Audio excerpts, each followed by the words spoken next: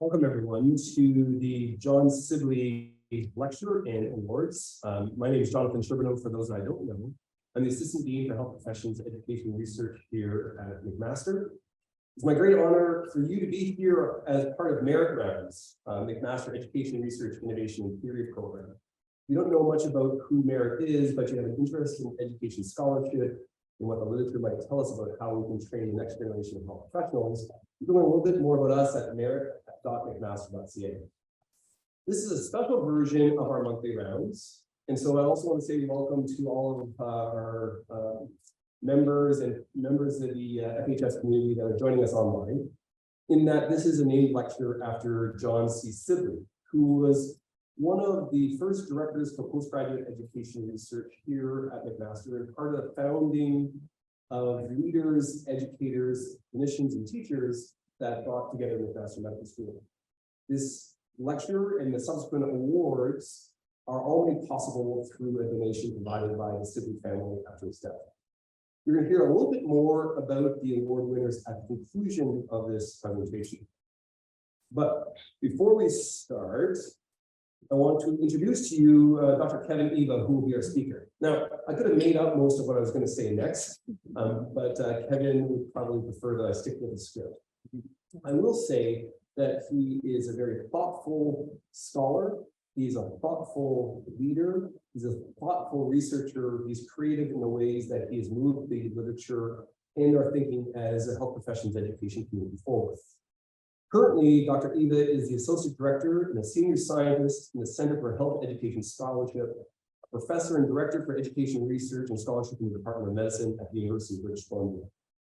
He completed his PhD in cognitive psychology here at McMaster University in 2001 and has served as the Editor-in-Chief of the journal Medical Education since 2008. He has a number of international appointments in Denmark, in Australia, and in Switzerland, recognizing international influence that he's having in the education research community. The core theme of his diverse research interests is the question of how we can improve decision-making in the context of health profession training and practice. He's been awarded the top prize in education research, the Karolinska Institute Prize for Research in Medical Education. He's also been honored with a fellowship in the Academy of Medical Educators and has been recognized, including by the Association for Faculties of Medicine in Canada, with the President's Award for Exemplary National Leadership. Let's hear more from Dr. Eva and less from me. Please welcome him as he speaks to us on the problem of feedback. Thank you for being here, and knowing John very well, I'm actually disappointed that he didn't just make things up, because what he has to say is way more interesting than anything I can offer to you. It is an absolute pleasure to be here giving this Sibley lecture this year. As you just heard, I am McMaster born and bred, so to speak. This is still home. I haven't been in this building for about 13 years, but walking in here, I found myself greatly desiring the number 21 sandwich. It is most definitely a favorite. For today, as the title implies, as John just said, want to offer some thoughts on feedback. And I said, why after a century of research, we still can't get it right. And part of the motivation for using that as a subtitle was to say that part of the challenge that we've been grappling with is trying to find the solution, trying to find the right way to deliver feedback in a way that will optimize its effectiveness. I think we can't get that right because there is no one way of doing it, in large part because it's a very complex interpersonal process that will yield, in this exact same scenario, different interpretations and different reactions from different individuals. And so I'll say more about that. But those of you who are familiar with education research as a field of scholarship will know that we don't do much better than complain that definitions aren't clear enough. Feedback is one of those terms that has been debated ad nauseum.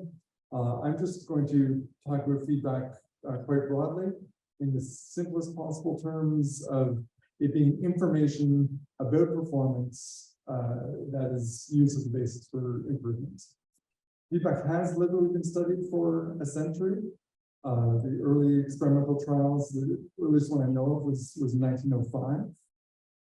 In health professionals education, we were more apt to talk about feedback in terms of those interpersonal relationships. A supervisor providing guidance to a trainee or trainees or colleagues providing guidance to one another. Most of the experimental work is really that if you give feedback about whether or not the answer to the question was correct, how did that influence your ongoing performance? As it's coming to health professions, for decades, we've had models of how to deliver feedback well. This is one example that's obviously 30 years old. But the notion, again, it's taught in countless faculty development workshops every single year. Probably, in fact, Teresa will know this. I assume it's one of the most popular workshops that takes place internationally. Is how do we deliver feedback well? And it's guidance like this that tends to be provided.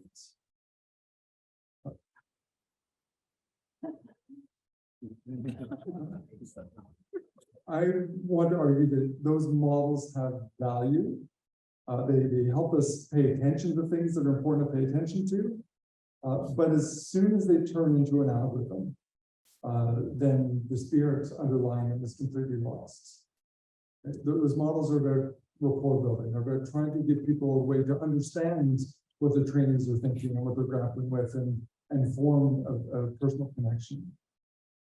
I use the insect sandwich as a metaphor to make that claim because, well, first of all, it's probably the simplest and most popular model of feedback. If you have something constructive or negative to say, embed it within two pieces of positive praise to try to take the sting away. But if any of you have used this, especially in recent years, it's become so common that as soon as you say something nice to a student, you can see them cringe. They know you're setting them up for whatever's coming in the middle that has led to some more evocative terms than use like sandwich, but we'll leave those for now. So again, despite that, the literature generally says that formative feedback is one of the most impactful things that we can do to help our learners improve. But again, from this very comprehensive review published 15 years ago, published exactly 15 years ago, but without much change in the literature, suggested very clearly there's no one best type. That for all the different models that were out there, all the different factors that were considered, context mattered. The people involved mattered. They had considerable influence. And so what I want to focus on today is really this middle issue. Feedback works to the extent that learners are receptive. We tend to talk about feedback in terms of its delivery. How are we conveying what we want to convey to our trainees and to our colleagues? We've come over the last 15 years to appreciate that it's much more of a dialogue, and there's a lot we need to be conscious of in terms of how those messages are being received rather than simply how they're being delivered. So I'm going to try to present an argument to you that is by no means going to leave you with a simple solution. I'll warn you about that now. Again, if it were a simple solution, I think the nut would have been cracked in much less than 105 years. But nonetheless, I hope to present some things that are useful to think about when you're engaging with people around feedback discussions. I'll split them into these three categories. And I'm going to start off by just going back to where I was when I left McMaster 13 years ago. At the time, I'd become very interested in issues of self-assessment, how and when we are able to form accurate impressions of our own skill sets. How do we identify the gaps in our understanding or in our practice that can be used to continue to guide our efforts in professional development. And I was interested in part because if you look across the world, I believe this is still true, but almost every model of continuing professional development had at its cornerstone the ability to self-assess. I talked about the shampoo model of self-regulation because we expect health professionals to self-assess their strengths and weaknesses, take action to fix it, and just repeat that over and over again. And it's like the back of the shampoo bottle says lather, rinse, repeat. If you follow it literally, you never leave the shower. But that is what we expect of health professionals. That just is just an ongoing, lifelong process. There have now been at least hundreds, if not into the thousands, of articles as a result studying these practices and the phenomenon, and they've all led to the same conclusion that while we claim it's vital, we don't do it very well. And so that puts us in a position where we are inherently dependent on external data. We need information from other people, from other sources, to guide our thinking about our actual abilities. So once we got deep into this area, we started to appreciate more that we had to better understand what it was that students were reacting to when they were given information about their performance. So as an example of the types of studies that we were engaged in at the time, I'm going to tell you about some data we collected from the MD program's OSCE. These students went through their 10 different stations, demonstrating their clinical performance, getting feedback from their observers, getting a rating from them that was used to again, at least in theory, guide their ongoing professional development. What the group of us did in this particular iteration of it was we surveyed students after every few stations to get their impressions of the quality of the feedback they received, to get them to tell us what mark the rater gave them, to get them to tell us a variety of things. And then at the very end, we said, just reflecting back on this experience, again, one of the goals is to learn something from it. What are your objectives now moving forward? What have you learned you need to work on? And a variety of outcomes, but largely showed the same thing. That of all the variables we looked at, what was most determinant of their generation of learning goals was how they themselves believed they performed on the individual stations. It didn't matter at all, really, how you thought they performed.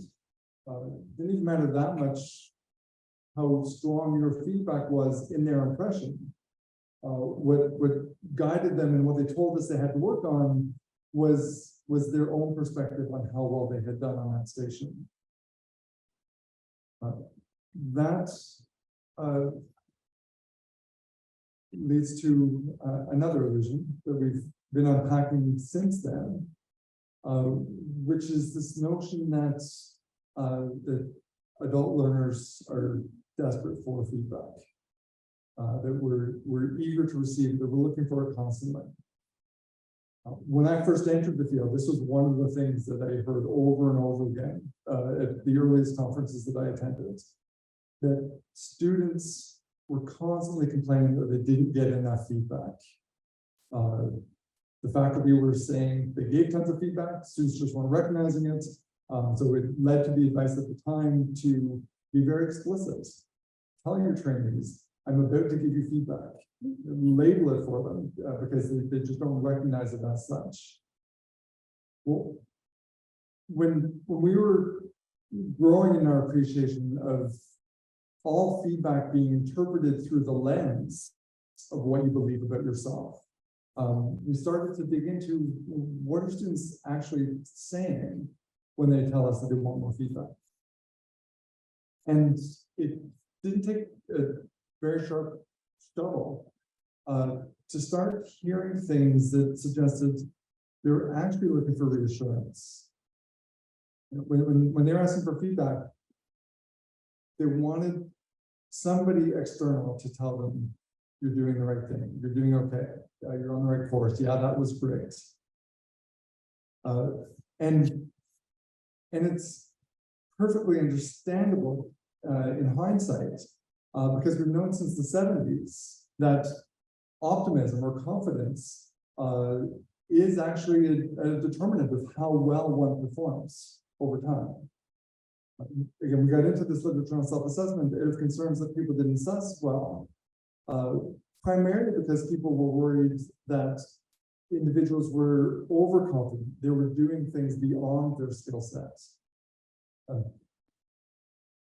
Interestingly, now as times have changed and we're 20 or so years later, now we tend to worry about self-assessment for the opposite reason. There's a lot of concerns about wellness and imposter syndrome and people under evaluating their abilities. But nonetheless,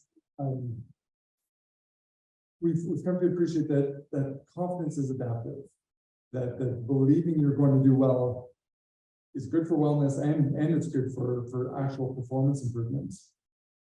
But there are these inherent tensions in wanting feedback. I don't mean to say in my comments that students genuinely never want constructive criticism, or that we as their faculty never want constructive criticism, but rather when it's criticism about something they're trying to become, when it's related to your professional identity, that creates a threat that we often overlook.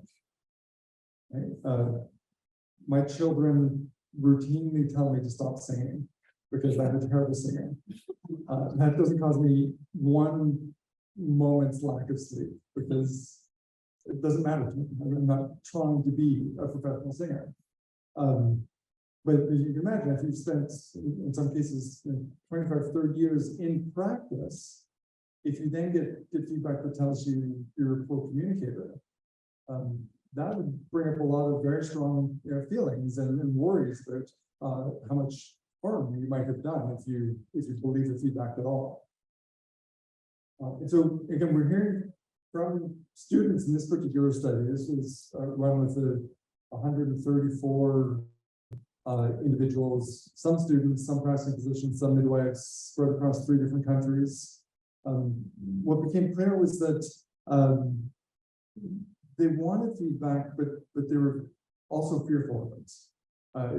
If this was something that they cared about, that they were trying to pursue, it was potentially going to shatter their professional identity and have long-term repercussions if they got something other than the reassurance that they were hoping for. And again, just to emphasize that this is not just a problem for students.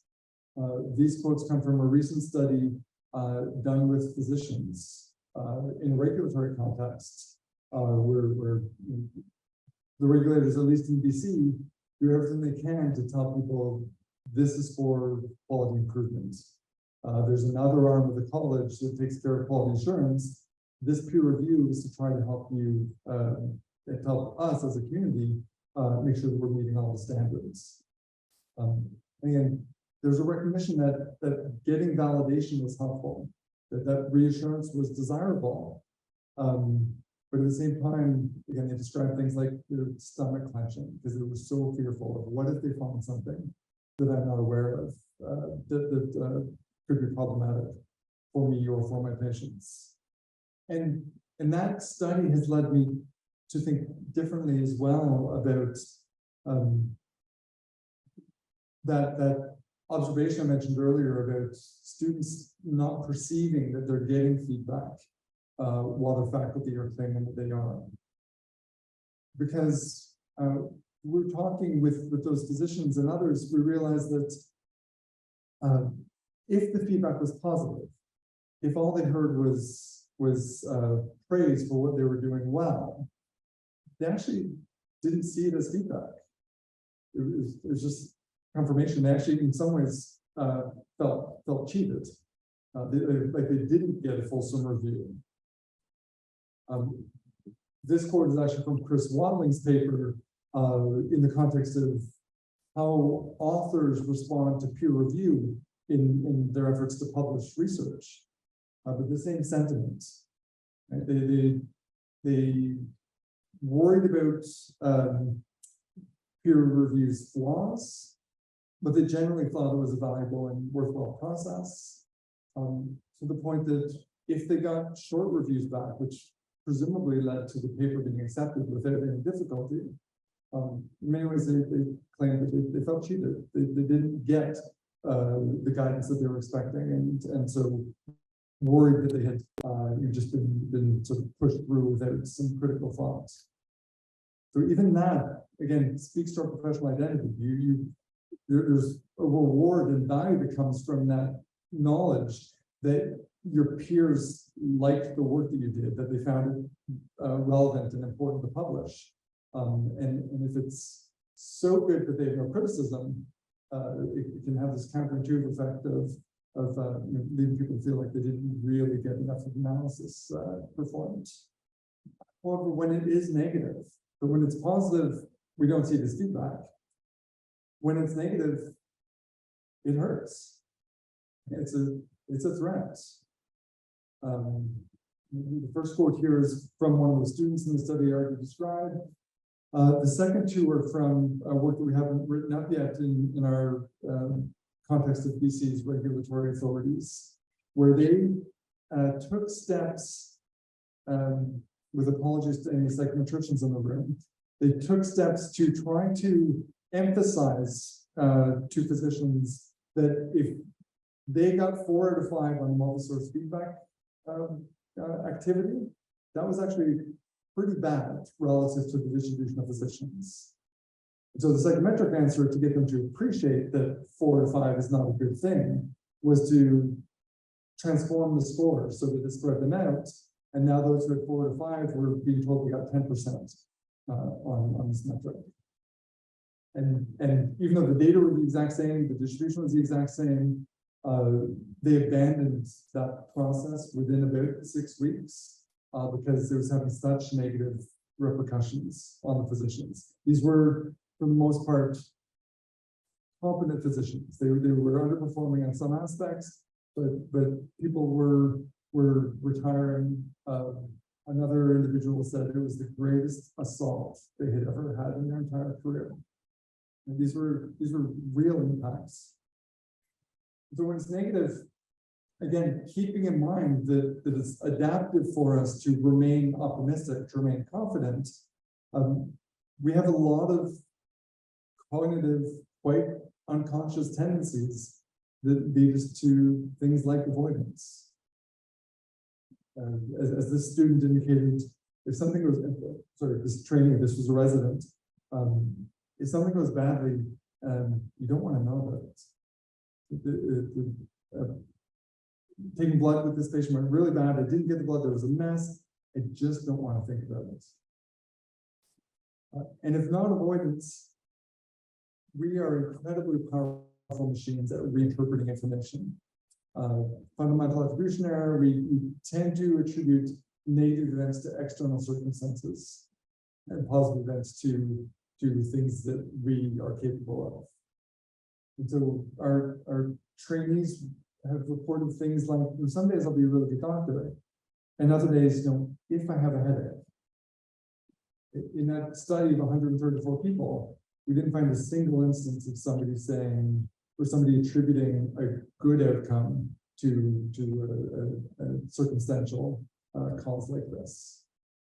So all this has led me to believe that the foundation on which we were doing that work around self-assessments, the reason we were doing it was to try to figure out how can we improve people's capacity to assess their own knowledge, skills, and attitudes.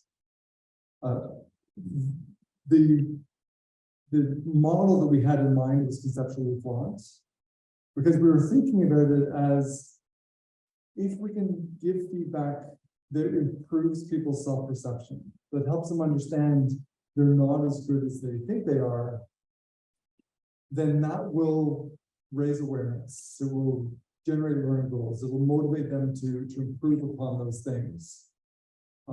And that's going to get us to the state that we're trying to achieve. What we've come to appreciate is that as soon as the feedback becomes about the person, about themselves as a professional or as an individual, then you've lost. All those defense mechanisms kick in. Again, I'm not saying universally people will learn from feedback that's troubling, but we tend to find ways to discount information that threatens our identity. And so as a result, we need to think more carefully about directing the feedback at the performance, giving guidance about what could be done better, what was done well, and leaving the individual out of it. Because if we do that, then one appears to be a good self-assessor, because the performance rises to meet their confidence rather than their confidence coming down to meet their performance. So all that is to say that while I still believe that as a general rule we're terrible at self-assessing, it is vital, because you can imagine speaking with a physician who's been in practice for 25 years. They have every reason to believe their own perspective and very little reason to believe yours.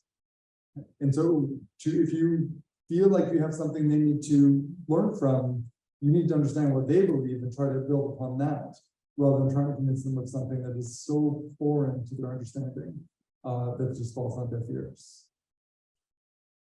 Self-confidence is important and self-assurance is powerful. So we're in this complex interplay of trying to influence people without altering their beliefs about themselves. And that leads me to these interpersonal issues. And here I'll just point out that, again, none of what I just said should be taken as implying that we can't have an influence, that we can't give feedback in a way that will have the desired effect. But it's not an influence of convincing somebody that you're right and they're wrong. Rather, where we get the most influence is by creating circumstances for them to discover the limits of their own abilities. And I know a few people here trained in psychology, so they'll be familiar with this term, but this is something that Robert Bjork put into the world, talking about desirable difficulties as errors that we have to make in order to improve. It's not just that we learn from our mistakes, but that we don't learn unless we're making mistakes. And we learn in part because we come to appreciate what we didn't understand about our limitations.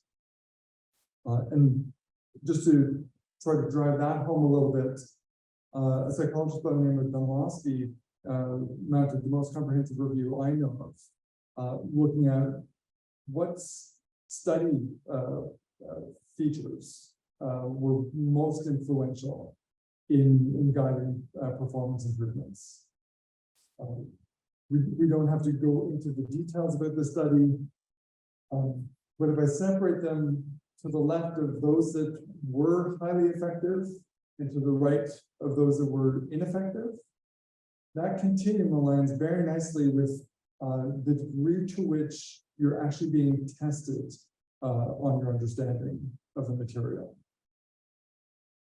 Distributed practice means that you've studied it for a bit, you come back to it after a period of time and have to go through that effort of remembering what did you learn last time, and coming to understand as a result the things that you do remember and the things that you're still struggling with. Practice testing refers to a very robust phenomenon showing that if you test yourself or if others test you on your knowledge, that knowledge tends to stay with us for longer than if you just study the material repeatedly. And I'll just give you one example of that. So this is a study with pharmaceutical science students at UBC, where they were taught a curriculum over the course of an hour, and then half of them were tested on the material, and half of them studied it for another 20 minutes, the same amount of time as they took the tests. This group showed a 25% increase in the amount of material that they were able to recall a week later when they were tested, relative to when they just studied the material for the same amount of time. And more important than that, the purpose of this study was to look at, did that effort at recalling material have any influence on the other material that was in the curriculum that wasn't tested? To our surprise or delight, there was almost a 20% improvement in that material too. If you were tested on, let's just say for sake of argument, pages 1, 3, and 6, a week later, you still remember pages 2, 4, and 5 to a greater extent than the group that simply studied that material multiple times. The last two conditions here were just control conditions, showing that there was a marked difference in their knowledge. How I account for that, even though it's from a different study, is that act of discovering where the limits of your knowledge are creates interest in the subject. You think about it more. And this particular study that was done here at McMaster by Sasha Agrawal, he showed that after taking a test, when he measured the amount of time people spent reviewing that material, first of all, we spend more time reviewing material that we answered incorrectly. But we spent particularly more time in that category reviewing material that we expected to get correct, but were incorrect on. That's the distinction between whether they attempted to answer it on the first pass or whether they deferred it to a second pass. They thought they would get it right, they didn't. That led to a lot more follow-up effort on their behalf, even though they weren't instructed to do that.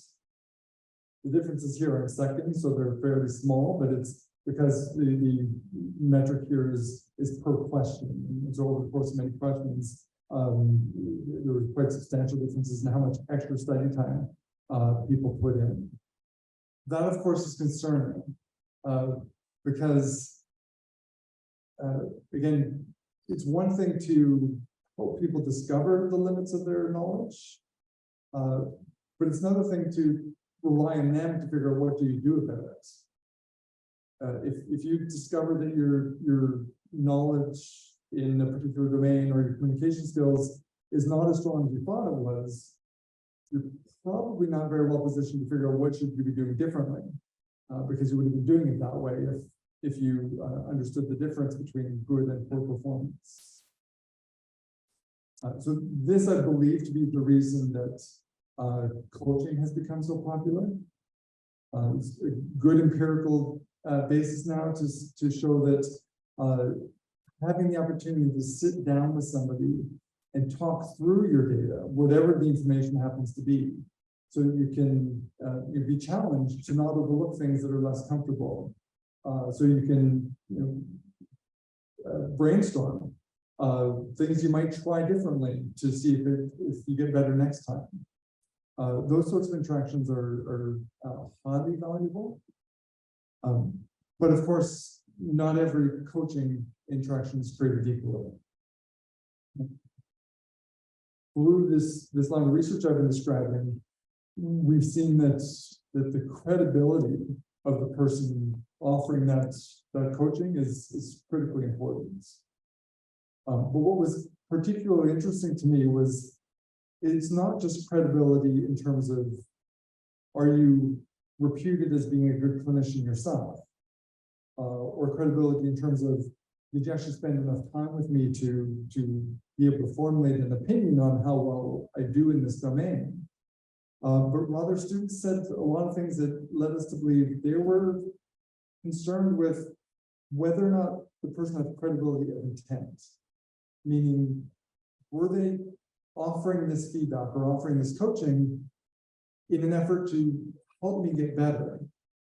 Or were they doing it just because that's their job, or they wanted to demonstrate how smart they were, or they were just angry and wanted to take it out on someone else? Right? It matters why one's giving that feedback or that coaching. And here I'll just again offer a simple quote. Completing that quote I showed you earlier about how negative feedback can be received. It's not so nice, but it's a difference when it's real. When what they're saying is trying to help you rather than just put you down.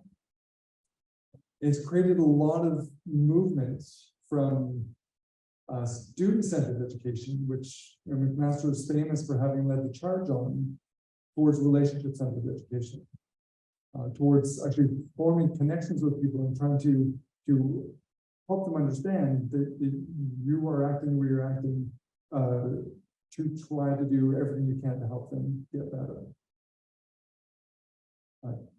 Even in that high stakes context that I was just alluding to, the medical regulation, in BC, we've been training our peer reviewers with what is known as the R2C2 model that Joan Sargent and her team created. Trying to emphasize upon them that even though you're going into this clinical practice as a representative of the college, take the time to build rapport, to empathize, to create some form of relationship with the individual that you're reviewing. After implementing that, it seems to have paid dividends in terms of making people more positive about their interactions with assessors. In other outcomes, they showed patterns towards identifying more learning goals as a result of the interaction as well. And after that natural experiment, we then started trying to arm the peer reviewer with more information. So rather than the peer review and the multi-source feedback being completely separate from one another, they gave all the data that they had to the peer reviewer so that, again, they could engage more in a coaching sort of conversation than simply looking through their case reports. And so upon doing that, again, we're starting to see a trend towards improvements in people's view of the assessment process, as well as keeping stable their view of the quality of the assessment interactions that they were having. So in here, I'll just summarize by saying that I think we can say confidently now that self-discovery is crucial, that our role as educators is primarily to put people in positions where they can discover the limits of their abilities. And we need to support them in that if we leave them to their own devices, they're not going to see the performance gains that everybody is hoping for.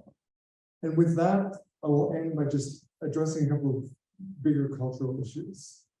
And here I'm very conscious of John sitting in front of me because he's been a very influential leader in competency-based medical education.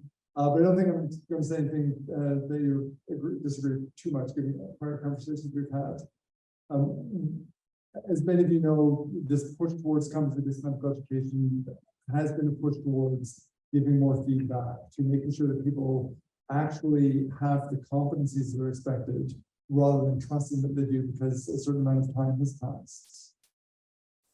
Implicit in a lot of the messaging, or at least in the way people hear the messaging often, is that expertise is something that can be achieved. That once you're competent, you know it, and you don't need to worry anymore about continuing to improve in that particular domain. That's concerning because we know from again extensive literature that if people are oriented towards performance, they tend to show poorer outcomes over the long term relative to when they're oriented towards mastery.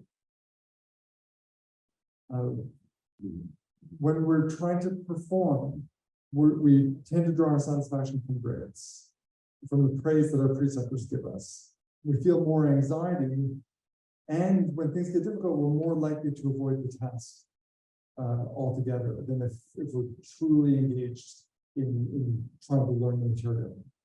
So again, it just raises another tension where our learners, including ourselves, are struggling with that need to play the game.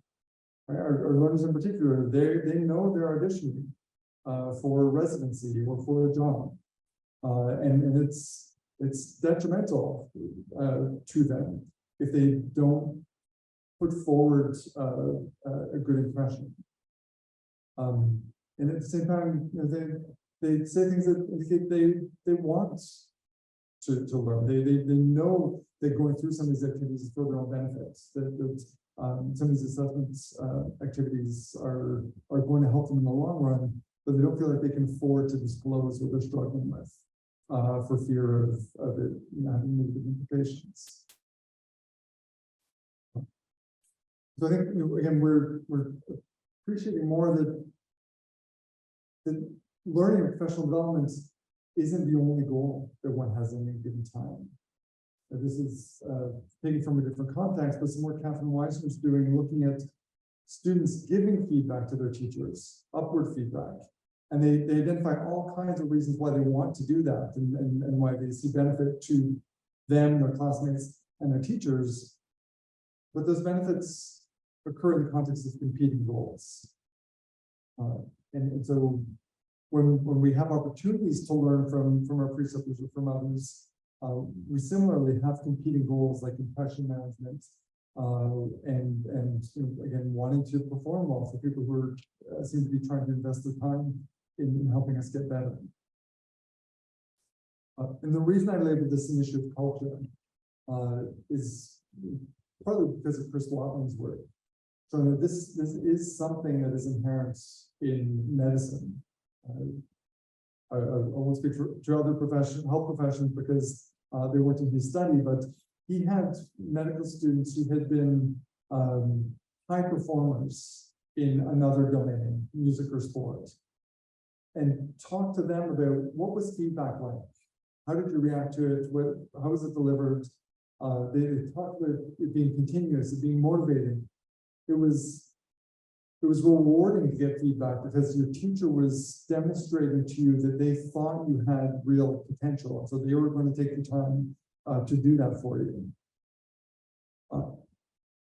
When they described their experiences in medicine, in contrast, the exact same people said the feedback's haphazard, that they just get preceptors mimicking examples of things they've seen in the past. It was very easy to ignore, and often they were motivated to ignore it because it was threatening. The most disturbing 3 words in this paper, though, was the student who said, "And that's fine."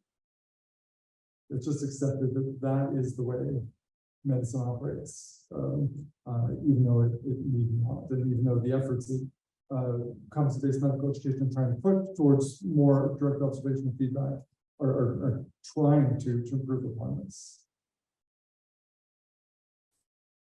Again, I think we need to keep in mind that the self-prioritization is inevitable. I don't mean that people are necessarily putting themselves ahead of other things, but rather they're having to go through a prioritization process based on their needs. And self-preservation is totally understandable. So I cannot blame a student who performs when it's very clear that they are not going to get into the residency that they're pursuing if they fully disclose what they're struggling with. So to just summarize, this was the issue that I posed at the beginning. I think we still can't get it right because we've vastly underappreciated how complex this is, how unpredictable it is, because there are so many different factors, contextual and personal, that come to bear. As an example, we have this vicious cycle where people want feedback. I truly believe we all genuinely want to improve, at least in the luxurious position that we're in working with health professionals. but oftentimes that really means they want reassurance. If they get the reassurance, then they don't believe that they got feedback. If they don't get the reassurance, then they get feedback, but that's the stuff that's going to create cognitive dissonance and all those concerns that make it difficult to get on board and do something about it. So, in trying to argue that we socialize students and health professionals to view feedback as transformative. It's this magical, wonderful thing that is going to change all of us for the better. But we do so at the costs of making them recognize feedback only when it's meaningful, recognize it as meaningful only when it threatens the self. But that's exactly the feedback that we're least prepared to hear. So there are, again, just reinforcing the complexity, there are a whole bunch of concepts that we need to better take into account, to better understand. But I think really overlaying all of this and trying to leave you with some feeling of optimism is that most important is staying engaged.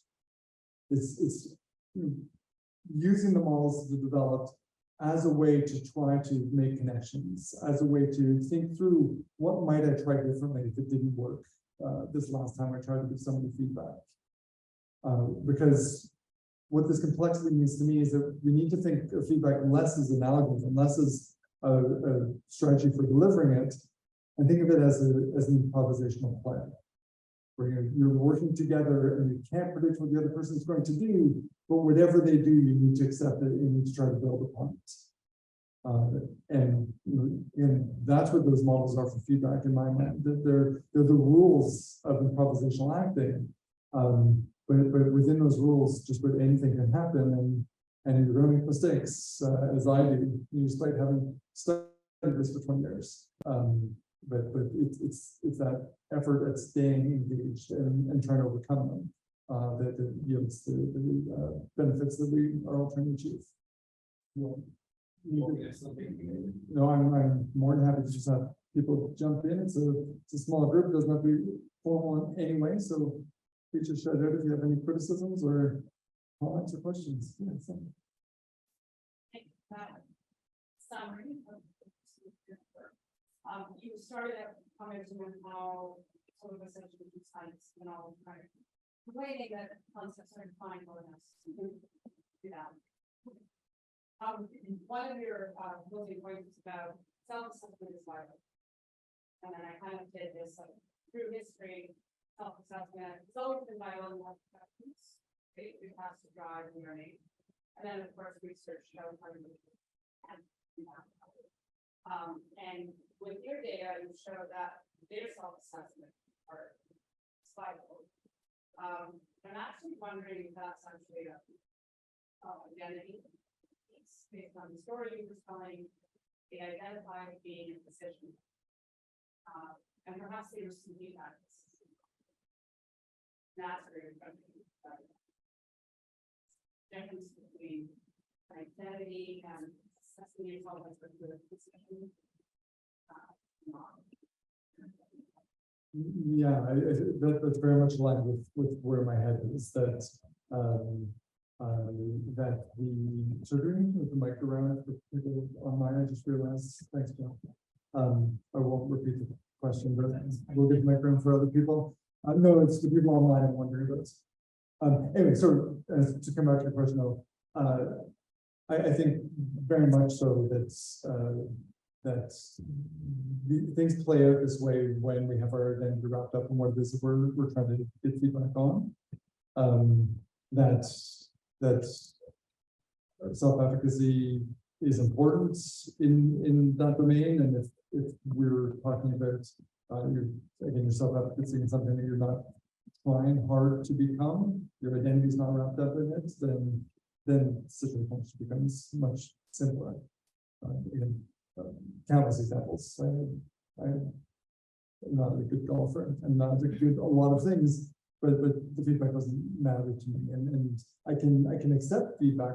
In fact, in many ways, more readily. If somebody wants to coach me on the golf course, you're not going to offend me by telling me how to swing a club, because I know I don't do it well. But when stuff like that does get mixed in there, then it becomes more threatening, and that's when I think it becomes harder to hear it. Okay, you talked about separating performance from the individual, like so giving. So in giving feedback. Yep. Okay, I was wondering about that comment you made on separating the individual and the performance. Could it be that feedback that can land well starts with somehow confirming you are a physician or you are a nurse in some way, and then working on the skill. Yeah, so in my experience with graduate students, there have been multiple occasions where I've even been very explicit, where I've tried to reassure them that these discussions we're having are in no way based on any uncertainty that I have about your capacity. I've actually explicitly said, when you walk in my door, I'm going to assume that you're up to the task. You are here because you succeeded. We have every reason to believe you're going to succeed. Nonetheless, with this paper or with this workshop, there's some things that we need to talk through. And you know, I think removing that in a child, even he doesn't like me, he doesn't think I'm good enough, I'm failing out. That's all just stuff that gets in the way and prevents you from actually engaging with what could I have done differently. Jeff, as I have the mic, person behind you, you have your hand up first, if you don't mind. Are you familiar with motivational interviewing in clinical practice, and have you seen it applied to students kind of learning projects? I'm not a clinician, so I won't profess to have practiced it, but I think I know enough about it to say that motivational interviewing technique is partly about trying to gain an understanding of what they perceive and what their goals are, and trying to enable them to set their priorities for, rather than trying to convey what you believe they should be performing or pursuing. And so again, I think that aligns well with the things I'm trying to encourage with this talk, that we need to first and foremost understand what our learners believe and what they want to pursue, because they're not going to pursue something because we want it, they're going to pursue it because they want it. Again, I just offer the caveat that there's no technique that's going to be universal cure-all, that we need to try those things and be prepared to try something else if it doesn't work. So I was thinking the way it encourages you to ask questions, it makes you a better communicator, better interviewer. And so that might help the relationship building side of things. And then also the nature of the types of questions might help with them absorbing and engaging with the information a bit more. So I think I'm going to look at that one. Yeah, so the motivational issues, and also what I was saying about those desirable difficulties, right? If there are things that you're being asked about or being asked to explain, even if just for yourself, hitting the limits of your capacity to explain something is insight provoking and can provide some more cause for reflection and for effort to try to move beyond. Thank you. Thank you. Jeff, Anita, and then in my current role, I have the occasion of spending a lot of time on chat pages and stuff like that. sorry, what chat pages? Forums, online forums. Okay. And it's astonishing to me the extent to which the conversation rapidly degenerates from a conversation about something to a conversation about the person. So it's something dawned on me that it's not simply that I ego this time and the feedback you give me, but it's also the uncareful feedbackers, assessors, and get into the fabric in various ways, conscious and unconscious. We're turning it into an issue. I was reminded of a colleague that you and I both hold here, Lee Brooks. Context of pre-review assignment papers, we always used to say, just because you don't agree with that person doesn't mean they're an idiot. It just means there's issues, something you disagree with. Yeah. It's, if you stay at the level of behaviors, you sort of externalize the issue. hopefully distracted it, but just pull it away from the ego or something. Yeah, 100%. And even the other Brooksism that I thought you were going to say is you always said, always attribute to incompetence what you could attribute to malice. And again, it's just another way of trying to separate the person from the behavior. And you've said the same thing countless times, that when you're in an academic debate around whatever subject, it's about the ideas, it's not about the individual. So much, very interesting things to think about. The thing that I was wondering is that I've noticed that some learners are very receptive to feedback in spite of all of those things. And what do you think it is that makes them that way? Is it their ability to sort of divorce it from their identity, or and are these things that can be taught or learned over time? Yeah. So I haven't seen anything that leads me to believe that those things are necessarily sort of stable, different characteristics. I think it's very likely to be the case that in certain contexts, there are going to be some people who are just, again, genuinely more desperate for information than others, and in other contexts that it might reverse. So I think an important factor is the extent to which somebody is maintains the identity that's at question in whatever the context happens to be. I think another factor is the amount of experience that one has in that domain, and it might be a counterintuitive pattern, and that the more experience one has, the more threatening feedback might be. So the first week medical student presumably wouldn't take great offense to being told that they did something wrong. But after you've been doing it for a couple of years and believe you have a lot of experience, then that becomes harder to hear. There are likely countless factors like that, but again, I think that's part of the reason I'm saying this is incredibly complex and unpredictable, and that you will never know with any individual how all those factors align. So you need to try something, take your best shot, and engage, and try again when it goes sideways. Any questions? Just one. Sure. When do you think the best time to provide feedback to improve procedural performance is when doing a procedure? In other words, in the moment or after the procedure, and why? So the literature on that is, again, very clear in showing that it's not always better to give it in the moment or always better to give it after, that context does matter, and some studies is a bit equivocal. But I would actually answer the question by saying the best time to engage in that conversation is neither of those. It's before the procedure takes place. I alluded on one of those screens to the notion of feed forward, and that's actually the direction that we're going with our regulation in BC. Is rather than having practitioners go into the offices of their peers and simply review what they've already done, we're trying to set up a process whereby the practitioner themselves outlines, these are the things I'm planning on prioritizing for my professional development over the course of the next year. These are the tools I'm going to use. This is how I'm going to gather information that will tell me whether or not I'm growing or successful.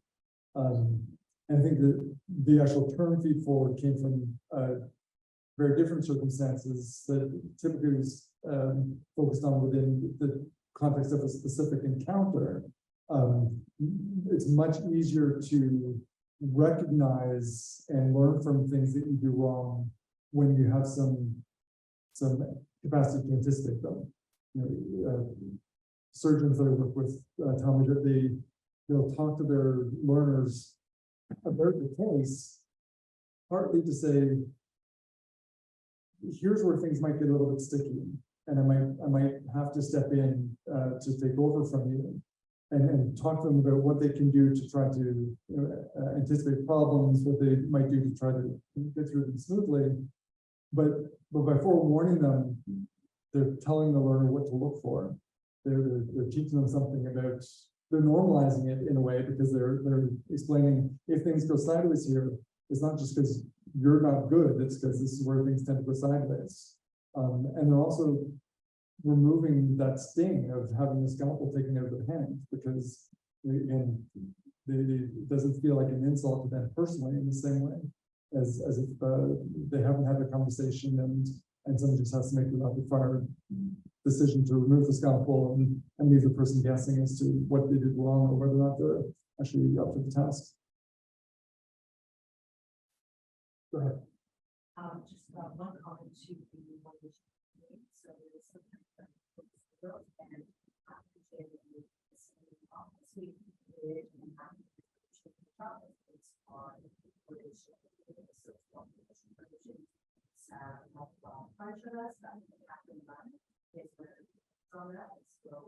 sweet and I think in CBA there's definitely a lot that you can do the problem. I think one of the bigger things about CBA is that teaching model for the learners and having these applications separate.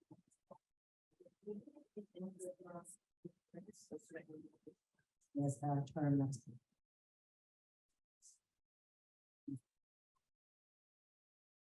That the next thing that I was thinking about is about the professional identity. And I was struck by a workshop that I attended at ICRE, where, if I'm not mistaken, it was really about how our learners, in terms of their wellness, need more than the identity of being in a position, and how to help lead our learners to that. And I guess I struggle a little bit because certainly I wonder if the more entrenched you are in your professional identity, is that mean that you're more invested and are going to take those extra steps forward, even if that will stay more. If you try to decouple participants and create more identity than just being in a position, which obviously has its merits as well, how does the investment and taking that feedback? Yeah, it's a good question. I can imagine things again going a couple of different ways, right? If this is the one and only identity you have, then I would guess that's has the capacity to sting more. But even those who have maintained their outside interests and would identify themselves as having multiple identities, I suspect they're still pretty desperate to become a good physician. I don't think it necessarily, I don't think there's a finite amount of identities, so to speak. I think even if you're a good musician and you want to pursue those interests, if you're getting feedback that undermines and threatens your identity as a physician, presumably it's still problematic. I could even imagine if somebody had those strong additional identities, it could be more likely that you run away from your professional identity in those moments because you have those other things to fall back on. So I can see it helping or hindering, I guess is what I'm saying. So I wouldn't make any strong predictions about how that matters beyond the fact that I do believe that there are wellness benefits to having things beyond your own career. So thank you, Dr. Eva, for that, for challenging our probably our preconceived notions of what feedback is, and for allowing us to jump into a much more complex and nuanced understanding of what feedback is, and realize how we might want to approach this idea as we move forward in our own educational practices. I want to thank everyone who's joined us online. For those of you joining us today, now I'd like to introduce our Vice Dean of Education, Dr. Robert White, who is going to recognize and honor the John Sibley Award winners. Thanks very much, John. Thanks to all the folks online who joined us and everyone in the room. Kevin, as always, it's a pleasure listening to you, and you bring a tremendous amount of clarity to complex topics. I could just sit and listen all night. Unfortunately, you've also revealed now that the fact that I don't have my notes printed out, I can only attribute to an external locus, that my printer's broken or something like that. So I'm going to read a little bit off my phone. I really do have the pleasure of introducing you to two folks tonight, both of whom are this year's winners of the John C. Sibley Award for Excellence in Education amongst part-time faculty in our faculty. And this is in part a great joy for me because, of course, we expect our full-time faculty to be contributing significantly to the Academy, but to review the nominations of our part-time faculty and to see the wonderful work that they also are up to and the impact that they are making, both in the Academy and beyond our borders, I think is just heartwarming and impressive. And I'm going to talk to you about two such folks tonight. Before I do, I'll just tell you a little bit about John C. Sibley. When our founding dean of the medical school was charged with designing and developing the school, he obviously needed a lot of folks to help him out. One of the folks that he brought on was Jack Sibley, and Jack was charged with the development of the rehabilitative parts of the program, which included building a rehabilitation hospital, hiring faculty and staff for the hospital, developing programming in the hospital, and ultimately that led to collaborations with Mohawk College and the development of our first occupational therapy and physiotherapy programs. He also worked in several other areas, developing programming at our new medical school. And this included development of the nurse practitioner program and clinical behavioral sciences. So you're starting to see someone who had a very diverse set of interests and impacts within the Academy. And he himself was a part-time faculty member. Eventually, he did move into full-time faculty, and he went on to support the development of residency education and then continuing health sciences education. So he really was a Renaissance man of education at that time in the 60s. We honor him by honoring our current part-time faculty who contribute significantly to education. And there's 4 dimensions of the award, which nominees satisfied. And I will read specifically off here, I haven't memorized these. Development and evaluation of innovative educational activities in health sciences, support of interprofessional education, as you can hear from Jack Sibley's legacy, sustained commitment to the academic mission, and impact on teaching and learning in Faculty of Health Sciences programs and initiatives. So I'd like to now introduce you to this year's John C. Sibley Award recipients. You'll hear me say recipients with an S on the end. It has been our practice over several iterations of the award to nominate the award to more than one individual. And this is also the case this year. We had many spectacular nominations as we have in prior years, and these two folks rose to the top. I'm going to first introduce you to Ms. Shanda Hunter-Trache. If you want to stay seated, that's maybe more comfortable. I'll tell folks all about you, and then I'll bring you up and we can share some words rather than you standing here. Yeah, okay. Shanda is an assistant clinical professor in the School of Rehabilitation Sciences as a speech-language pathologist. She's been an essential contributor to our relatively young SLP program. She was a co-developer of problem-based learning in SLP at McMaster, the only problem-based learning program in SLP in all of North America, and one of only 3 programs in the world. Despite it being a relatively new problem-based learning curriculum, however, our friend COVID came along, and after only 3 iterations of the curriculum meant a whole lot of new changes. And there was a bit of a conundrum for SLP teachers. There was the common conundrum that we all had of moving to virtual learning and how do you actually learn to practice a profession and clinical skills in that environment. However, we also were discouraging folks from looking inside other people's mouths and performing the kinds of activities we ask of our patients and clients when we're examining them as an SLP. Shanda really did rise to this challenge, as she had with many others, innovating a headset with a webcam attachment to demonstrate oral cavity examinations. And there were numerous other examples of her innovations, even on short notice, in her nomination package. Really striking from the nomination package was how much you were valued as a clinical teacher and the kind of clinical teaching environment that you created. No doubt that engagement with learners was present throughout all of those experiences, and I have no doubt that the feedback that they were receiving in that environment was a rich one. There were many opportunities mentioned in the nomination package of working with a wide variety of other professionals, and some opportunities that were present in your clinic around, and I don't even know what these things are, video stroboscopic and instrumental perceptual voice assessments. And finally, one of the nominators was an SLP student.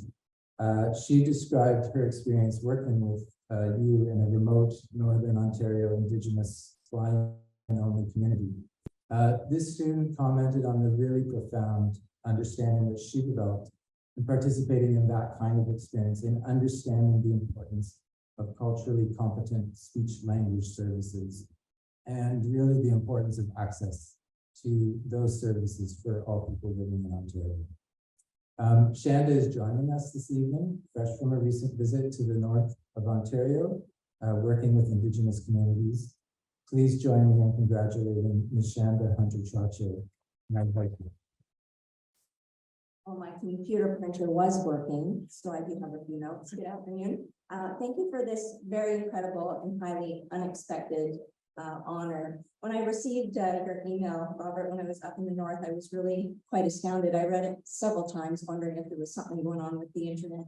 And when my nominator asked for my updated CV, I thought she was putting my name forward to sit on another committee, and not for an award. To be recognized by my esteemed colleagues, Ms. Justine Hamilton and Dr. Lynn Turkstra, and supported by our students in this profoundly meaningful way to me is certainly not going to be something I forget. Justine asked me back in early 2017 if I'd be interested in participating in this revolutionary home-based learning program for speech-language pathologists, and I was really quite intrigued. Transitioning from traditional didactic learning style lecture opportunities into self-directed home-based learning was quite an interesting transition. I think not only for instructors, but also for students. The students would sit there kind of wide-eyed, waiting for you to serve the information on this lovely platter. And then I would kind of try to resist feeding the information, really kind of trusting that it would be encouraging them, you know, for inquiry and for clinical reasoning, so that when they headed out into practice, they'd be really good clinicians. And guess what? It really works. And I know that McMaster for a long time has kind of pumped out these very rich medical professionals and graduates. The caliber now of the SLP clinicians heading out into our profession is really distinctly recognizable in our communities. I'm blessed and proud to be a part of this very small but mighty clinical training program. Justine and Lynn have together created such a comprehensive, unique, and robust curriculum. It's really very admirable, and it's really eliciting a lot of active chatter, not only across the province and country, but also internationally. Now, Justine is very, I'm very happy for her. She's moving on, following her dream to Australia. So the program is going to be experiencing an incredible loss. What a legacy you've left, Justine. In my 33-year career as a speech-language pathologist, I've always felt very fortunate to be in a field that inspires me to continuously learn more. And my passion for clinical work has really never fizzled out, but now the opportunity to teach in a program where clinical passion is married with the opportunity to witness the evolution of our next generation of clinicians is it really ignites a renewed delight for me. So I want to thank you for inviting me into this fold. So thank you, Justine and Lynn, for the opportunity to be a part of your very dynamic, small and mighty team, for your leadership, and for this incredible honor. To my dear father, who's actually joined us here this afternoon, who's always modeled a very strong work ethic for me, and he encouraged me to always look forward to a profession, look for a profession that was going to inspire me and keep me ignited. So thank you for that. Now, his mother, my late grandmother, was actually a pioneer in the field of SLP, and I think she'd really be tickled to see the richness and caliber of the McMaster program. She was always very particular about, education and learning in a dynamic way. And to Robert White and the selection committee, thank you very much for, I'm very privileged that you found me worthy of this honor. Thank you. Shanda, it is so evident just hearing you speak very briefly how much passion you exude, and it sounds like you have long roots for where that passion is coming from. So it's self-evident why your students and others nominated you. Thanks for joining us this evening, and congratulations. I would like to introduce you to our second award winner this evening, Dr. Joel Hamstra. Joel, I'll similarly give you the choice to remain seated or stand there while I talk about you, but either way. Joel is actually an associate clinical professor in the department that I share with him, the Department of Anesthesia at McMaster. Joel's a multiple award winner of Education and Professionalism Awards from our department, Canadian Anesthesiologist Society, and from outside of our country, Georgetown Public Hospital Corporation. I'll come back to that in a moment. Notably for me, in reading one of Joel's nominees' statements or nomination statements, was a comment around someone who's currently in practice who poses for themselves when they're in a bit of a clinical conundrum. What would Joel do?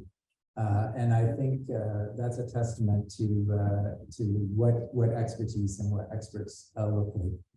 Joel, you were spoken of very fondly by your nominators, not only in your expertise, but also in your demeanor, in how you worked with people and worked around people, and that is certainly a common theme this evening.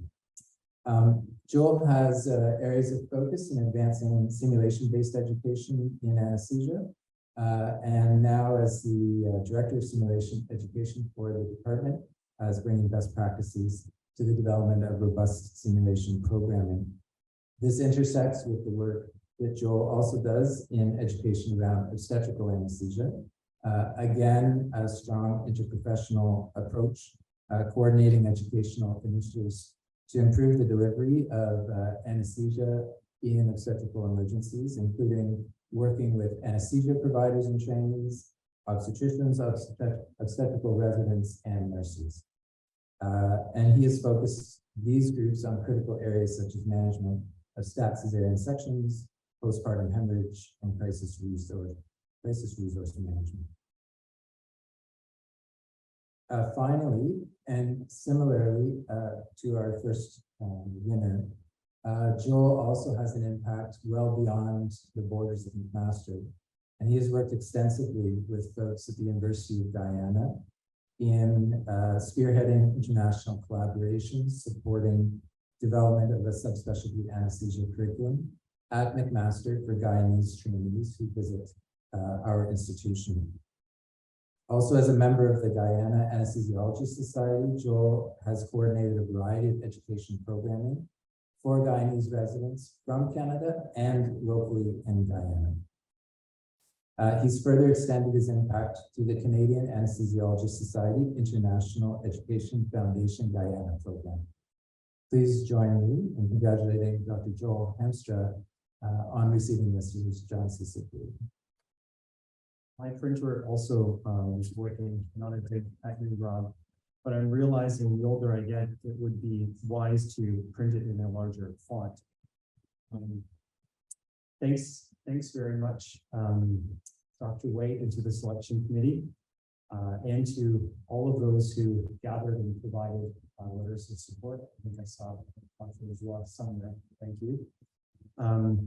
It's wonderful to be a member of such a supportive academic and clinical department. McMaster has been my home from medical school onward, and I am a passionate believer in the power of self-directed, problem-based learning. See doctors in the back who also were part of my medical education. Congratulations to Shanda as well. This is quite an honor. When I looked at the list of past recipients over the last 36 years, there are several names that jumped out to me. Dr. Peachy, Dr. Raymer, Dr. Dauphin, and these are all previous Sibley Award recipients and my teachers and mentors and colleagues. In medical practice and in education, we owe so much to those who have gone before us, and each one of my teachers has made an impact on my clinical and educational practice. They have shaped the clinician educator that I am today. Dr. Raymer once said that we stand in a long chain of knowledge, and that's something that really resonates with me. We're just a link in that chain. It predates us and will continue long after we are gone. One of the most rewarding parts of being an educator is knowing that the lessons that you share will have an impact on the next generation of clinicians and all the people that they will care for over their career. And this is one of the things that drew me into an educational collaboration in Guyana, the opportunity to have an impact, even if only in a small way, on the healthcare of the country. And I think all of us can attest that education is bidirectional. The learners that I have had the privilege of teaching, whether from Uganda or Guyana or Canada, have also taught me. They have challenged me to be up to date, to reflect on my own practice, to realize the incredible privileges that I have been given, and to realize what I take for granted. They've inspired me by their sacrifice and hard work. And finally, thanks so much to my family. My wife Rachel is here today, who's also a teacher, and also to our children, Connor, Megan, Ashley, Sean, and Ryan. Thanks for all of your support, for putting up with the frequent absences, the evening Zoom calls, even before Zoom was cool, and and weekends in front of a computer preparing for the next teaching session. So thank you. A final thanks to Ms. Hunter Trache and to Dr. Hamstra, all of you for joining us. We have some refreshments. We invite you to make some connections with old friends that you haven't seen since this is the first in-person perhaps we've been taking a part of. Thank you to those who've joined us online. And you can learn more about merit events at our website coming for May, and then the Norman Education Research Day in June. Thank you.